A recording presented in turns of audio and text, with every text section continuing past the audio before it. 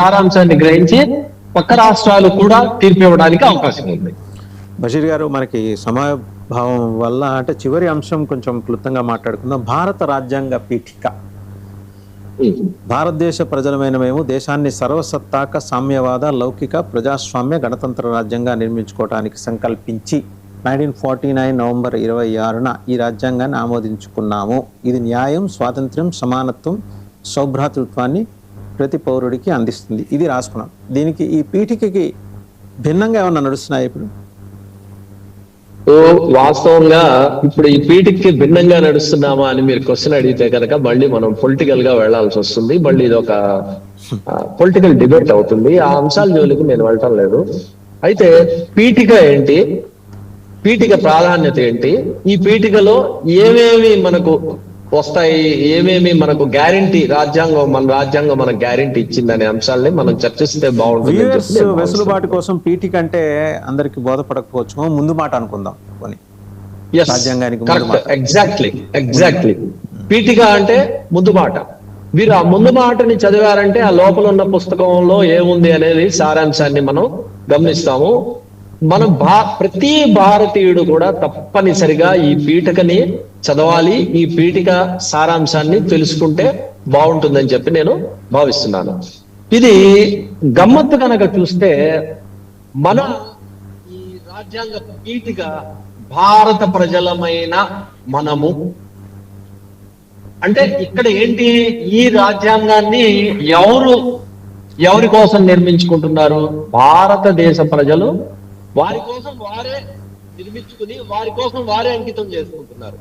అంటే ఒక దేవుడు ఈ రాజ్యాంగాన్ని ఇచ్చాడు అనే భావన లేకుండా, లేకపోతే ఒక బ్రిటిష్ వాడో ఇంకోడో ఇచ్చాడు అనే భావన లేకుండా మాకు మేమే ఈ రాజ్యాంగాన్ని తయారు చేసుకున్నాం, మాకు మేమే ఈ రాజ్యాంగాన్ని సమర్పించుకుంటున్నాము. ఎందుకని సమర్పించుకుంటున్నాము, ఏ కారణంతో సమర్పించుకుంటున్నామని చూసేటట్టయితే కనుక మన భారతదేశాన్ని సార్వభౌమాధికారం అంటే ఏంటి, ఒక దేశానికి ఉండే అత్యంత ముఖ్యమైన అధికారం సార్వభౌమాధికారం. సార్వభౌమాధికారం అంటే ఏంటి, ఈ అధికారానికి మించి వేరే అధికారం ఏది ఉండదు.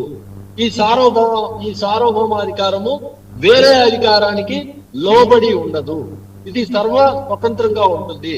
వేరే దేశంలో ఉన్న వేరే అధికారాలన్నీ కూడా ఈ అధికారానికి లోబడి ఉంటాయి తప్పనిచ్చి వేరే అధికారానికి ఈ అధికారం లోబడి ఉండదు. అలానే సామ్యవాదం అంటే సోషలిజం. సంపద మొత్తం ఒకే చోట పోగుపడకుండా ప్రతి ఒక్కరికి కూడా భారతదేశానికి సంబంధించిన సంపద ప్రతి ఒక్కరికి కూడా చెందేటట్టుగా చేయటం. అలానే లౌకికవాదం అంటే వ్యక్తికి మతం ఉంటుంది కానీ ప్రభుత్వానికి మతం ఉండదు, ప్రభుత్వానికి సంబంధించిన సంస్థలకు మతం ఉండదు. వ్యక్తి తన ఇష్టమైన మతాన్ని పాటించవచ్చు కానీ ప్రభుత్వము ఏ మతాన్ని కూడా ప్రోత్సహించదు, అదే విధంగా ఏ మతాన్ని కూడా నిరుత్సాహపరచదు. ప్రజాస్వామ్య గణతంత్ర రాజ్యం. ప్రజాస్వామ్యం అంటే మన రాజ్యాంగం ద్వారా మనకేమైంది, ఈ సార్వజనీన ఓటు హక్కు వచ్చింది. కులంతో, మతంతో, ప్రాంతంతో, ఆస్తితో, భాషతో, చదువుతో ఏ విధంగా సంబంధం లేకుండా గతంలో 21 సంవత్సరాలు దాటిన వారికి ఓటు హక్కు ఉండేది. దాన్ని రాజీవ్ గాంధీ గారు వచ్చిన తర్వాత దాన్ని 18 సంవత్సరాలు నిండిన ప్రతి వయోజనుడికి కూడా వయోజన ఓటు హక్కుని ఇవ్వటం జరిగింది. దీని వల్ల ప్రతి వ్యక్తి కూడా భారతీయుడు తనకు ఇష్టమైన వారికి ఓటు వేసి తనకు ఇష్టమైన వారిని ఎన్నుకుంటాడు, ప్రభుత్వాన్ని ఏర్పాటు చేయడం కోసం కాదు.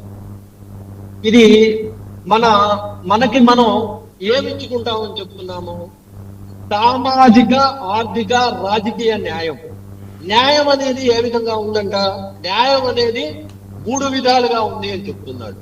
సామాజిక న్యాయము మన దేశంలో మన ఈ రాజ్యాంగం రాక మునుపు న్యాయం ఏ విధంగా ఉండేదంటే సామాజిక న్యాయం లేదు. కొన్ని కులాల వారిని ఎక్కువగా చూడటం, కొన్ని కులాల వారిని తక్కువగా చూడటం, అంటరానితనం ఉండటం, రకరకాల దురాచారాలు ఉన్నాయి. ఈ దురాచారాలన్నింటినీ పక్కకు తోసివేసి కులంతో, మతంతో, ప్రాంతంతో సంబంధం లేకుండా ప్రతి భారతీయుడికి కూడా సామాజిక న్యాయాన్ని ఏర్పాటు చేయడం. అలానే ఆర్థిక న్యాయం అంటే ఏంటి, ప్రభుత్వం దృష్టిలో ఆర్థికంగా ఏదైనా ఒక వనరులకు సంబంధించి పంపకం చేయడానికి వచ్చినప్పుడు ప్రతి వాడికి కూడా సమానంగా పంపకం జరుగుతుంది. సపోజ్ ఇండియాలో బ్యాంకుల్ని జాతీయకరణ చేశారు, ఎల్ఐసిని జాతీయకరణ చేశారు, వివిధ సంస్థల్ని జాతీయకరణ చేయడం ద్వారానో లేదా ప్రభుత్వం స్థాపించడం చేసింది. ఎందుకు చేసింది?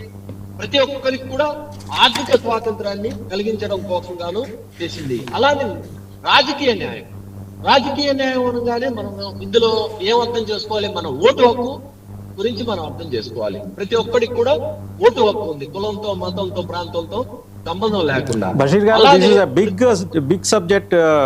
Let us continue next week, ఎందుకంటే చాలా ఇంపార్టెంట్. అసలు సమయం కూడా పూర్తి అయింది. తప్పనిసరిగా ఇది చాలా విస్తృతంగా మాట్లాడుకోవాల్సిన అంశాలు. చాలా సందేహాలు కూడా చాలా మందికి ఉన్నాయి, ఇంక్లూడింగ్ మీ. అవన్నీ వచ్చే వారం మనం ఆ సందేహాలన్నిటికీ మీ దగ్గర నుంచి సమాధానం దొరుకుతుందని ఆశిస్తూ, thank you very much Basheer గారు for elaborating more than 6 to 7 important cases.